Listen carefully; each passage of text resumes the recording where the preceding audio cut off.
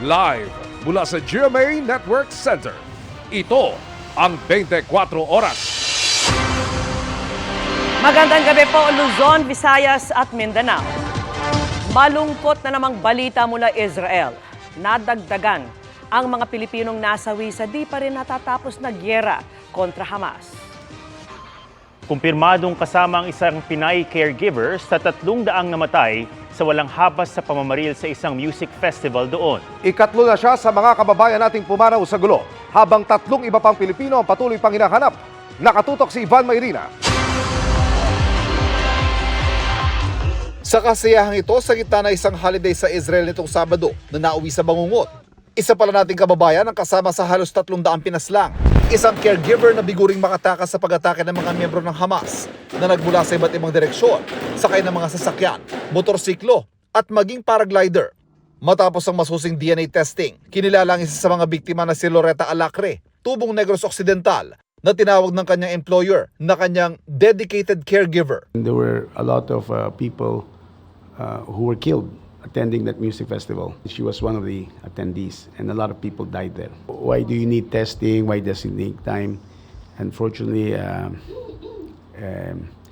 lot of the bodies of those who were killed were mutilated or burned or so, no? So that's why it's taking time. Nakikipag-ugnayan na ang DFA sa dalawang kapatid ni Loretta na nasa Kuwait para sa agarang pagpapauwi ng kanyang mga labi. Sabi ng isa niyang pamangkin. Friday lang video call pa sila ng mga kapatid niya. Tapos simula po nung Sabado hanggang kahapon po, wala pa kaming kontak sa kanya. Nakatakda rin kausapin ng Pangulo ang kanyang mga naulila, tulad ng ginawa niya sa pamilya ng unang 2 Pilipinong namatay sa gulo sa Israel. Ang dalangin ng lahat, huwag na silang madagdagan, lalo sa gitna ng pagkawala ng 3 pa nating kababayan sa Israel. Ang pag-asa ng ating embahada, nagtatago lang sila sa ligtas na lugar. Para sa GMA Integrated News, Ivan Mayrina, nakatutok, 24 Oras. At makibalita po tayo sa pagluluksa ng mga kaanak ni Loretta Alacre na inilarawan nila bilang matulungin at maasahan. Mula po sa Cadiz, Negros Occidental, nakatutok live si Aileen Pedroso ng GMA Regional TV 1 Western Visayas. Aileen. Vicky, labis ngayon ang kalungkutan ng pamilya ng Negrense OFW na nasawi sa nagpapatuloy na tensyon sa Israel. Malungkot na pagtatapos sa ilang araw ng paghahanap sa nawawala nilang kaanak. I regret to inform you that yes, it is confirmed there is a 3rd Filipino casualty. A 49-year-old woman from Negros Occidental. Bago ang anunsyo, inabisuhan na ang mga kamag-anak na pumanaw na si Loretta Alacre sa pag-atake ng grupong Hamas sa Israel. Confirm niya nga po sa akin na isa yung kapatid namin na nasawi. Kabay pa nga dalon sa isang Ginoo sa ginarian nga magpapahuhay man isa. Bilang breadwinner, hindi lang siya maaasahan, kundi madalas sa takbuhan ng mga kamag-anak sa Cadiz City, Negros Occidental. Nang maluan nga, tiyamam kan saya lang kami katilaw nga unang ngalin sagwa nga mga pagkaon, ng mga bayo. Kuman din ako malimtan siya mami. Nga, binamo niya, buhay gid siya mamo. Nga na trap ng saura, no. Sige lang, kami nga buhay gid siya mamo. Nasakitan niya namin, kaya iti, wala man to sa lakon nga tiya. Siniguro naman ng Overseas Workers Welfare Administration na tutulungan nila ang pamilya Alacre. Based on the instruction ay maghatag sang pabulig, the utmost, tanan nga bulig that is possible dun sa families, loved ones left behind.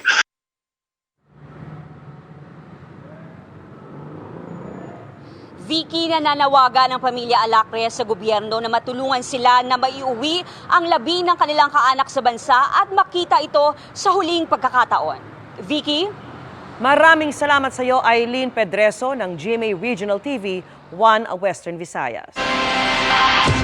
Sa trahedya rin na uwi ang pagbabakasakali sa Saudi Arabia ng isang tubong Pangasinan. Bangkay na siyang iniuwi sa mga kaanak matapos patayin umano ng kapwa niya kasambahay. Nakatutok si June Veneracion. Sa halip na sabik na yakap, tangis ng pangungulila at mabibigat na hakbang, ang isinulubong ng kanyang ina sa malamig ng labi ni Marjoret Garcia. Ito ang klase ng reunion na bangungot para sa pamilya ng mga Pilipinong nakikipagsapalaran sa ibang bansa. Pinatay umano si Marjoret ng kasama sa trabaho na kapwa niya kasambahay. Ang di sasapat na pakonsuelo, nakakulong na ang sospek na mula sa Africa. Sa kwento sa amin, parang nagkakainggitan eh. Kasi nga mahal na mahal siya nung kanyang amo eh. Hindi lamang tayo ang nagluluksa, kundi pati yung kanyang mga Arab na mga employers. Mula na iya, ibinyahe agad ang mga labi ni Marjoret ng kanyang ina't asawa pauwi sa Pangasinan, kung saan naghihintay din ang iba pang nagmamahal sa kanya, kabilang ang 2 anak. Thank you din po kasi napaaga po yung uwi niya tapos sa mga anak din po niya para makita na din po siya. Hindi man mapupunan ng pagmamahal ni Marjoret, aalalayan pa rin ang kanyang mag-aama na magiging benepisyaryo ng mga programa ng Overseas Workers Welfare Administration. Ready na rin namin i-award yung cheque niya, 220,000, 15,000 na livelihood, then 5,000 na scholarship. Bukas naman ay bibigyan siya ng Heroes Welcome. Para sa GMA Integrated News, June Veneracion, nakatutok, 24 oras. Abiso naman sa mga commuter, tuloy ang tigil pasada ng ilang tsuper simula po sa Lunes. Hindi lalahok ang ilang grupo pero magkakasarin ng strike, kundi raw titigil ang pangingikil ng ilang traffic enforcer, pati mga lokal na opisyal. Nakatutok si Maki Pulido. Sa ama ng transport at sasama-samang operator. Hati ang transport group sa issue ng phase-out ng mga traditional jeepney. Ang grupong Manibela magkakasa ng nationwide transport strike simula sa Lunes dahil nalalapit na ang December 31 deadline ng Provisional Authority para sa mga unconsolidated jeep. After 6 months, 9 months, 12 months, kailangan na naming mag-avail ng mga modernized unit. So kung hindi kami mag-a-avail nito, araw-araw meron po kaming multang 5,000 pesos. Nasa 600 ruta raw sa Metro Manila ang maapektuhan at 1,000 jeep pati na taxi at UV Express ang paparada bilang kilos protesta sa LTFRB hanggang Malacanang. Dahil wala naman na raw mawawala sa kanila, hindi titigil ang tigil pasada hanggat suspindihin ang PUV Modernization Program. Panakot sa amin, hindi na kami i-renew. So, ano pang gagawin namin? Pero ang ibang transport groups na napapabilang sa tinatawag na Magnificent Seven ayaw sa ipinaglalaban sa tigil pasada sa Lunes. Wala pong phased out ng jeepney. Magkakaroon lamang po ito ng paghihigpit sa LTO. Yung dadaan sila ng motor vehicle inspection service. Kung ang mga jeepney na ito na traditional ay roadworthy pa. Pero nagbabanta rin silang magtitigil pasada sa 5 syudad sa Metro Manila. Kaugnay naman sa talamak daw ang pangingikil ng ilang mga taga-LGU at city traffic enforcer, pati mga opisyal ng barangay. Yung mga butaw ng mga jeep sa mga terminal ay pinabubulabog ni kumatakbong kapitan pag hindi mo ibigay yung mga butaw sa kanya dahil kailangan daw nila ang pera ngayong eleksyon. 200 to 300 pesos kada araw daw ang nawawala sa kinikita ng mga tsuper dahil sa korupsyon. Pag hindi namin ginawa yun, sisiguraduhin ko po sa inyo, impound na po kami. Kahit walang violation, impound pa rin kami. Sinubukan na raw nila itong iparating sa DILG pero Hindi naman kami in-entertain. 3 sulat na kami kay Secretary Benhar Abalos. Hindi po kami sinagot ni kahit isa. paglilinaw ni Secretary Abalos, walang nakarating sa kanyang mga sulat. Hindi ko po alam ito. Maski bukas ng gabi mag-usap tayo, maski linggo ng umaga, aksyonan natin ang problema po ninyo. Tutulungan ko po kayo. Ayon naman sa media affairs ng LTFRB, wala pa raw instruction ng DOTR sa LTFRB Board kaugnay ng modernization program. Sa issue naman ng di umano'y korupsyon sa LTFRB, patuloy naming hinihinga ng pahayag si LTFRB Chair Teofilo Guadis pero hindi pa siya tumutugon hanggang ngayon. Para sa GMA Integrated News, Maki Pulido, nakatutok, 24 oras. Nakaantabay na ang gobyerno sa anumang pagkakataong pwede nang iuwi sa Pilipinas ang mga Pilipinong naiipit sa gulo sa Israel at Gaza. May isa nang nakauwi mula Israel, bitbit ang mga nakalulunos niyang kwento mula roon. Pakinggan sa pagtutok ni JP Soriano. Paubos na raw ang luha ng asawa ng isa sa mga nawawala pa ring OFW sa Israel na si Clarice dahil sa labis na pag-aalala Simula kasi nang umatake ang Hamas sa kibbutz sa southern Israel kung saan nagtatrabaho ang kanyang mister na si Jelianor bilang caregiver. Wala pa rin katiyakan kung ano na ang lagay ng ating kababayan. Patagal po ng patagal yung araw na wala siya. Ang hirap po. 6 ba? 6 or 7? Nag-aantay po kami ng ng mga anak ko. At umaasa rin po na makabalik siya ng ligtas. Nauna nang sinabi ni Clarice na nakita niya sa isang viral video ang isang lalaking kamukha ng kanyang asawa na dinakip umano ng Hamas. Pero wala pang nakukuhang kumpirmasyon ang Philippine Embassy sa Israel kung may bihag na Pinoy ang Hamas. Kaya kabilang si Jelianor sa 3 Pilipinong itinuturing na nawawala pa rin hanggang ngayon. I really hope and pray na sana itong mga natitira na to ay matagpuan na natin. Maayos namang nakabalik ng Pilipinas ang isang Pinay mula sa Israel kagabi. Napaiyak ang Pinay na si Angeline Perez nang salubungin sa airport ng kanyang mga magulang, anak at iba pang kaanak. Pilit daw siyang pinauwi ng mister niyang Israeli para sa kanyang kaligtasan. Ang hirap din po. Kasi kahit naman malayo ako, may isip mo rin yung iniwan mo doon. Sobrang nakakaiyak po talaga yung mga nangyayari sa mga taong nadamay. Kahit po bata, matanda, talagang dinamay nila. Ang repatriation ng mga Pilipino palabas ng Israel at Gaza ang tinututukan ngayon ng mga opisyal ng Pilipinas. Ang malaking problema ay kung paano sila ligtas na maibabiyahe papunta sa mga airport at border ng ibang bansa. Ang pinakamahalaga pa rito, ang pamahalaan ng Israel ay kasama natin. Hindi nila tayo iniiwan. Mismo yung kanilang military ang naghahanap ng ating mga kababayan. Handa rin daw magpatupad ng repatriation ang Department of National Defense sakaling iutos na ito ni Pangulong Marcos. But we stand ready to do whatever is required of us. So that when and if repatriation is needed, we can decide what is the most expeditious means possible. Para sa GMA Integrated News, JP Soriano, nakatutok 24 oras. Mag-iinspeksyon po ang isang komite ng Senado sa inookupang lupa ng kontrobersyal na grupo sa Socorro, Surigao del Norte. Nakatutok si Ian Cruz. Mga tauhan ng Senate Committee on Public Order and Dangerous Drugs ang nagtungo ngayong araw sa Sitio Kapihan sa bayan ng Socorro, Surigao del Norte. Paghahanda ito sa isasagawang inspeksyon doon ni Senador Ronald Bato de la Rosa sa Socorro Bayanihan Services Incorporated na inaakusahan ng iba't ibang paglabag. Kabilang na riyan ang pang-aabuso umano sa mga kabataan na ayon sa mga tumiwalag na miyembro ng grupo ay pinipilit umanong ipakasal at makipagtalik sa mga nakatatandang miyembro.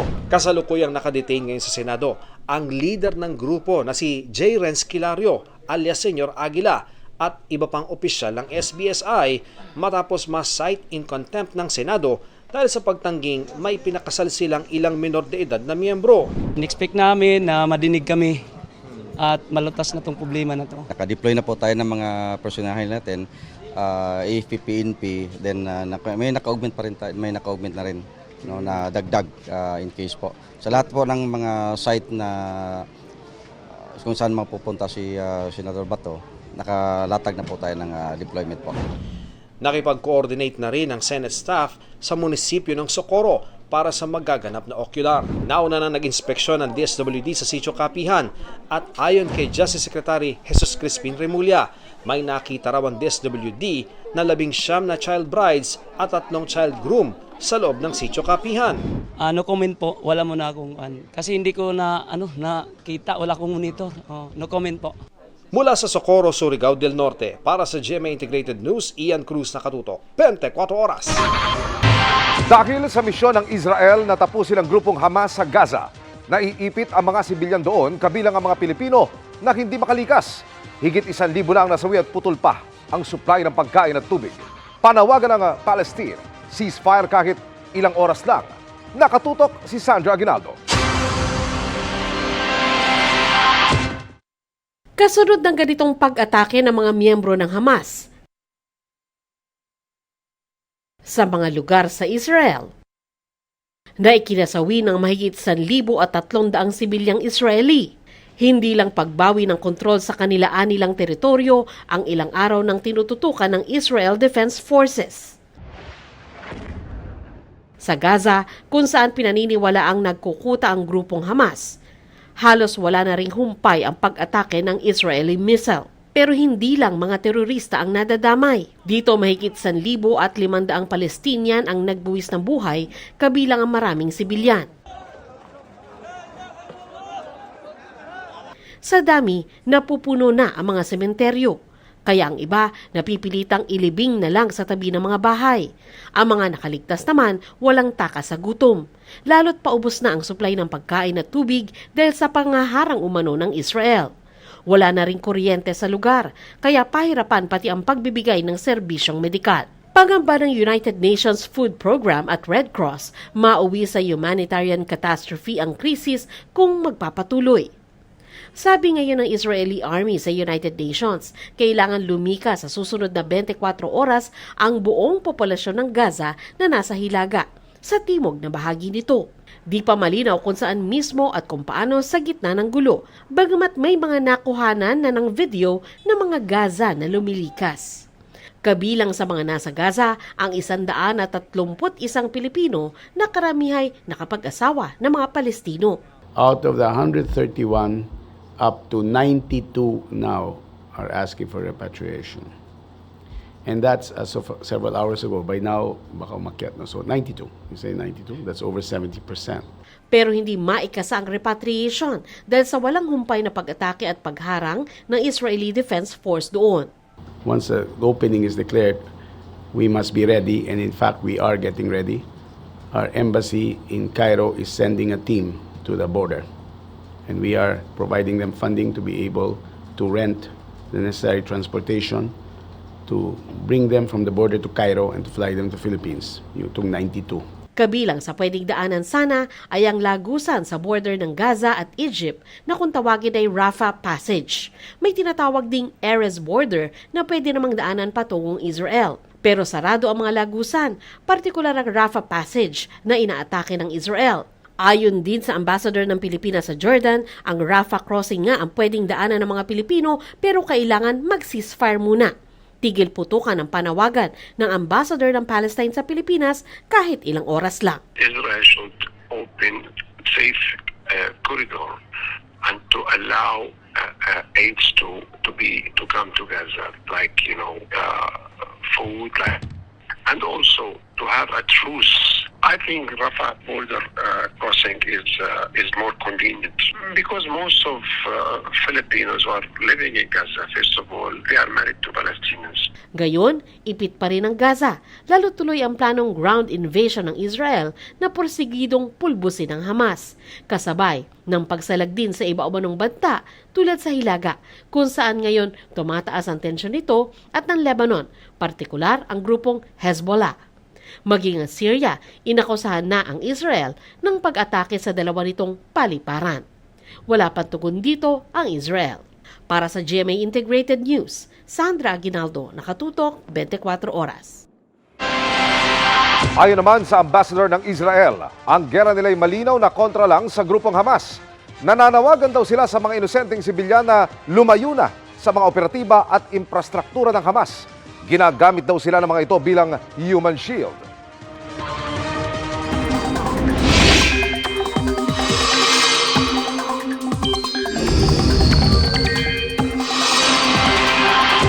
At mga kapuso, ang maghahatid ng lagay ng panahon ngayong gabi, isa sa mga weather presenter ng GMA Integrated News Weather Center, walang iba kundi si Amor La Rosa. Good evening sa iyo, Amor. Maraming salamat, Ms. Vicky. Mga kapuso, malapit nang lumabas sa Philippine Area of Responsibility yung low pressure area, pero may epekto pa rin yan sa ating bansa. At hindi lang po yan dahil may iba pang weather systems na posibleng magpaulan ngayong weekend. Huling nga mataan ng pag-asa ang LPA sa layong 400 kilometers west-northwest ng Puerto Princesa City, Palawan. Sabi ng pag-asa, posibleng ngayong gabi o bukas ay nasa labas na po yan ng PAR pero patuloy na magpapaulan yung trough o yung extension nito. Kasabay niyan yung epekto naman ng trough o yung extension naman itong Super Typhoon Bolave na nasa labas ng Philippine Area of Responsibility. Ito po yung nakikita ninyo ng mga kaulapan na yan. Ito yung extension o yung trough ng Super Typhoon.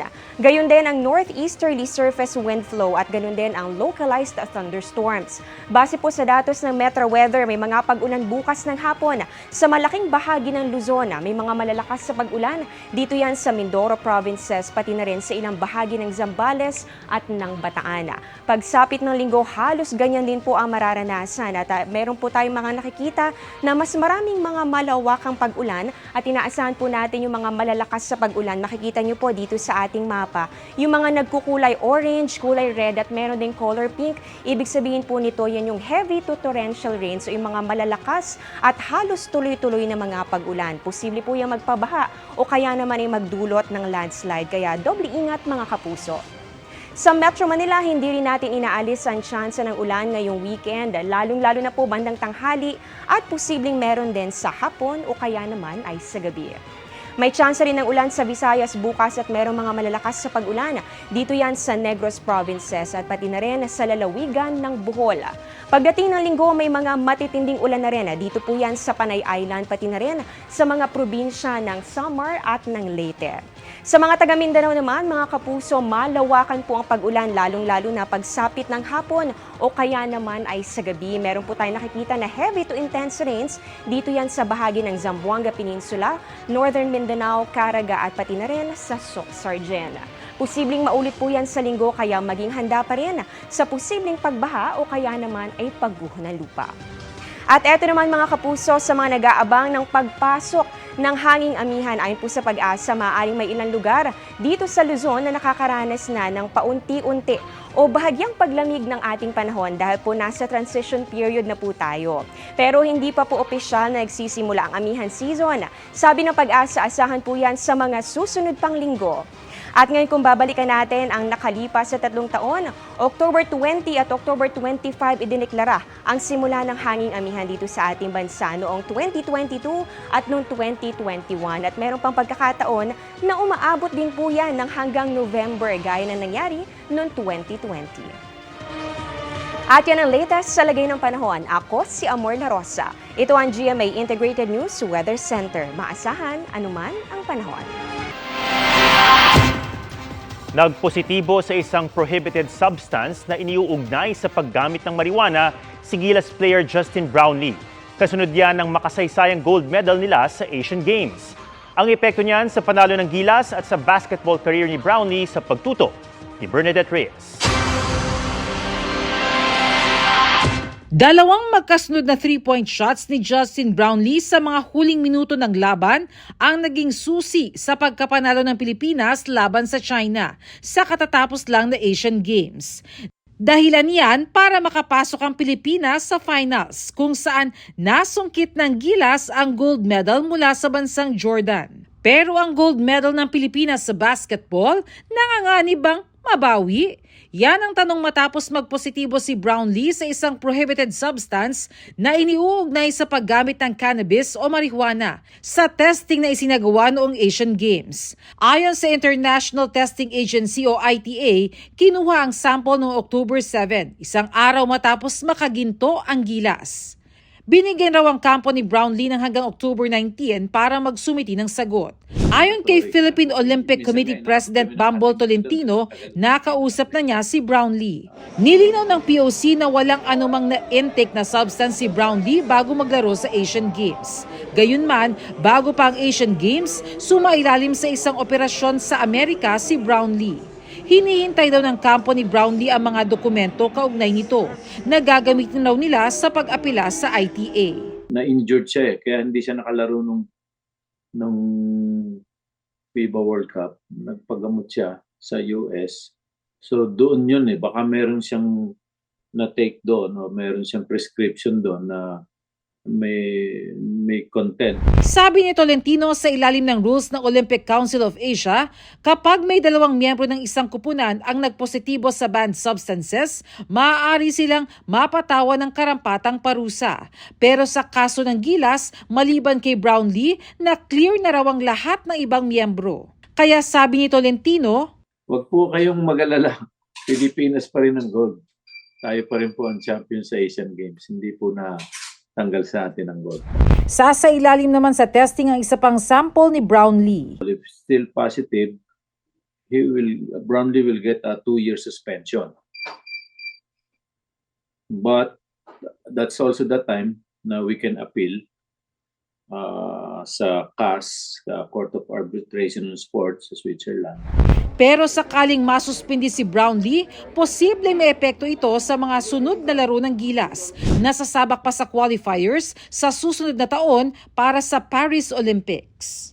Bukod kay Brownlee, nagpositibo rin ang isang manlalaro ng Jordan. Kaya sabi ni Tolentino, nakakapag-isip lang, no? Bakit tayo, Jordan? Sino ba yung susunod? Di ba? Nakakapag-isip lang, di ba? Hindi natin masabi. So, still waiting for, ayoko mag-comment mo, I'm still waiting for the opening of the B sample. So, nakakapagtaka lang, di ba? Sa Beijing pa bubuksan yung B sample sa China. So, anong laban natin doon? Tapos Philippines, tapos Jordan. Aba, edi wala nang natira. Para sa GMA Integrated News, Bernadette Reyes, nakatutok 24 oras. May mga bagong hakbang ang gobyerno para tugunan ang diskriminasyon sa mga mental health condition. Ilalapit din daw nito ang mga serbisyong tutugon sa hamong yan. Nakatutok si Tina Panganiban Perez. Grade 3 pa lang si Maria, di niya tunay na pangalan. Madalas na siyang bumisita sa guidance counselor para lang daw umiyak at maghayag ng kanyang mga nararamdaman. Kamakailan, na-diagnose siyang may mental health illness. I was diagnosed with bipolar disorder. This is the most recent diagnosis kasi it started ng depression and anxiety noong 2021. Based sa usap ko with different psychiatrists, it really started from experiences during childhood, different traumas na pinagdadaanan sa araw-araw. Mag-asasaan niya magkaroon ng mental health illness. Halos 10,000 daw ang pinakamababang budget niya kada buwan para sa konsultasyon at gamutan. I'm talking to psychiatrists, so it's medicines and talk therapy. Another is really from the support of friends. If you know that you've already been experiencing this for some time and you know that it's not normal anymore, don't be afraid to ask for help. Pero kakaunti lang ang gaya ni Maria na handang pag-usapan ng kanyang karamdaman. Hanggang ngayon, patago pa rin itong pinag-uusapan kahit nararanasan ng karamihan. Katunayan, mahigit 3.2 milyong Pilipino ang nakararanas ng mental, neurological, or substance abuse disorder ayon sa DOH. It usually starts out with a call for help. You know, like your friend asking you, may problema ako or malungkot ako. What the psychological first aid needs is just his 2 ears. Just being present, just listening. Meron ng National Mental Health Act noon pang 2018 na nagsasanay sa libo-libong personnel at nagbibigay access sa mga serbisyo, gamot at pasilidad. Pero hindi rin nawawala ang stigma at diskriminasyon sa mga may mental health problem. This is the main reason for people who refuse to seek help. That's number one. Number two is that people do not know that your health system here in fact can help you, including your mental health, right? Inulunsad na ang framework na magiging basehan ng mga polisiya at programa ng bansa sa mental health mula 2024 hanggang 2028.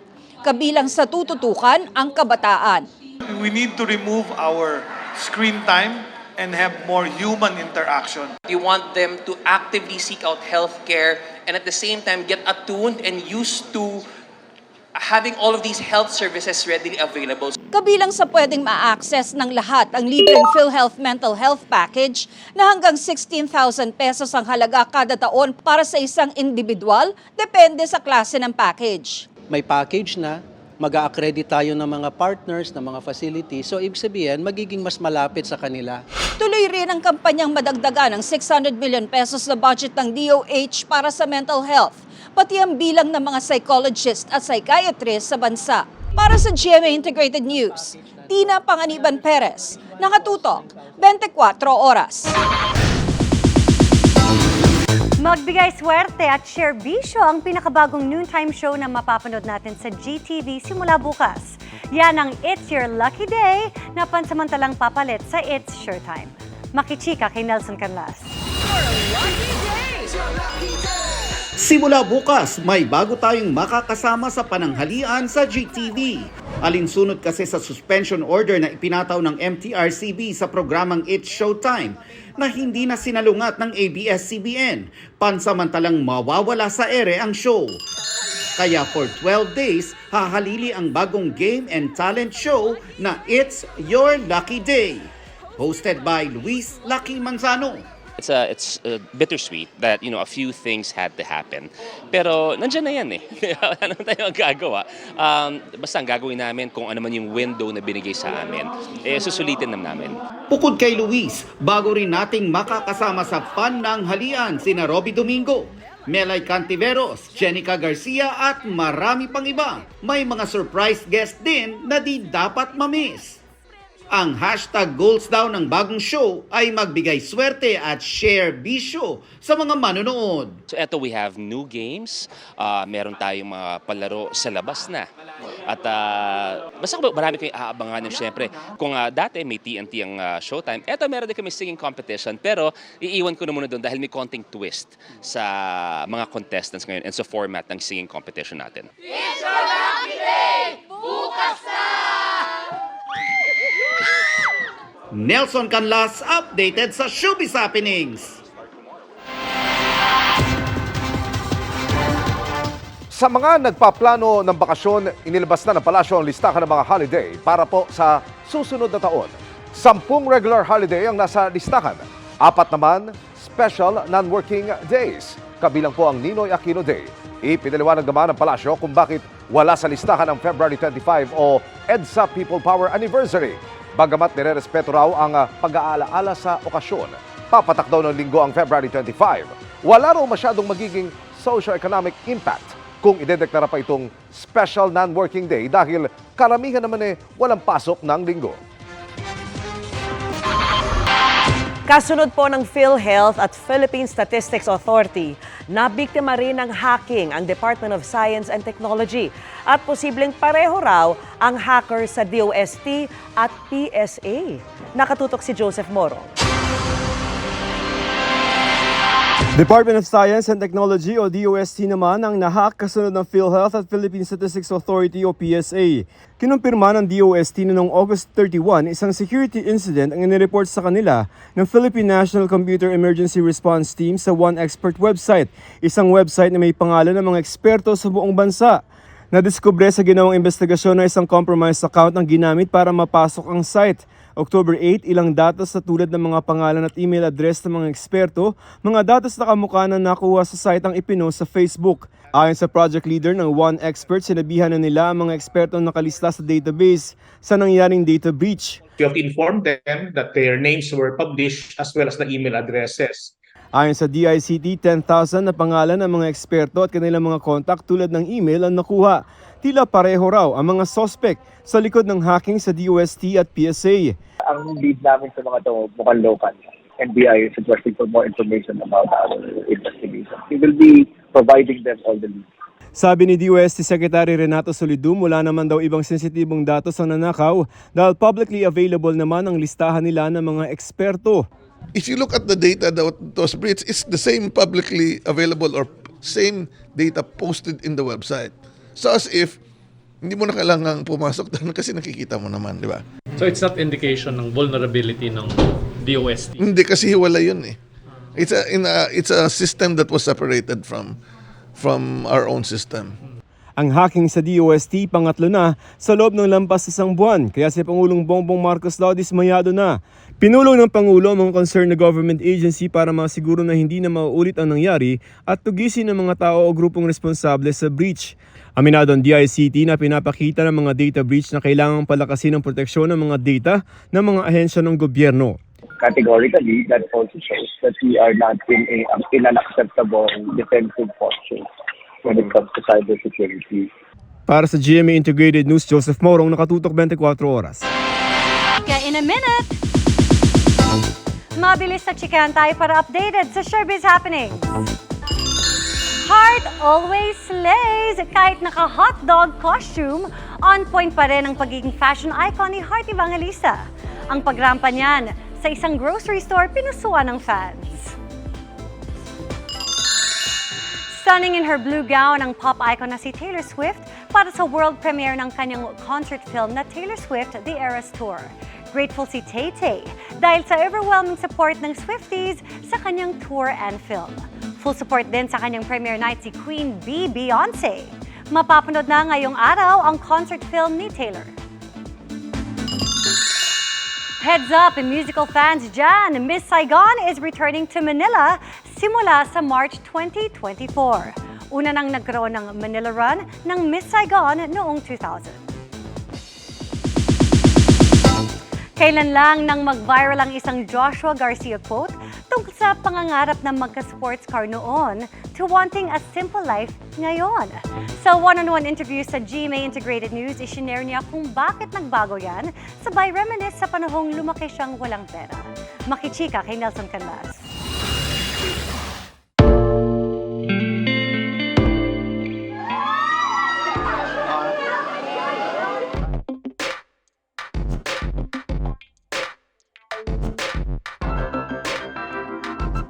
Heart to heart ang naging usapan with Joshua Garcia nang sumalang siya sa GMA Integrated News Interviews. Dito ikinwento niya ang isa sa kanyang mga pangarap. Ito raw marahil ang dahilan kung bakit nagtitake siya ng culinary courses. Okay, yung papa ko kasi, cook talaga siya. Parang lagi kami nag-uusap before na gusto na magkaroon ng restaurant, something like that. And then nagluto ako, nag-aral ako.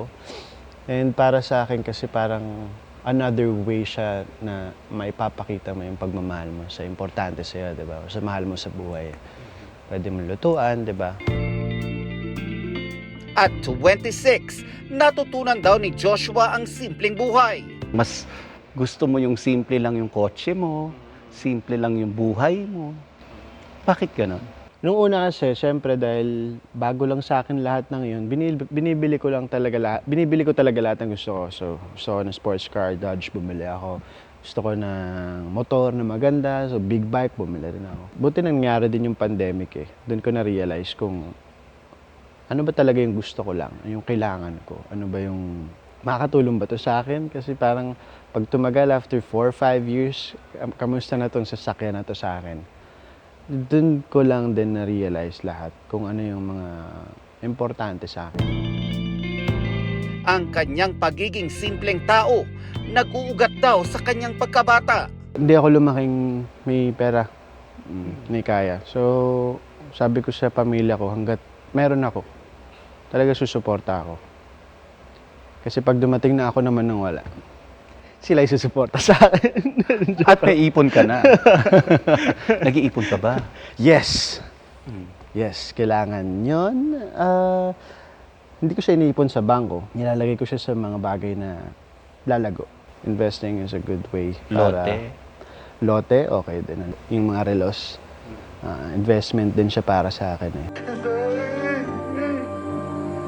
Malaki raw ang naituro sa kanya ng serye nilang Unbreak My Heart.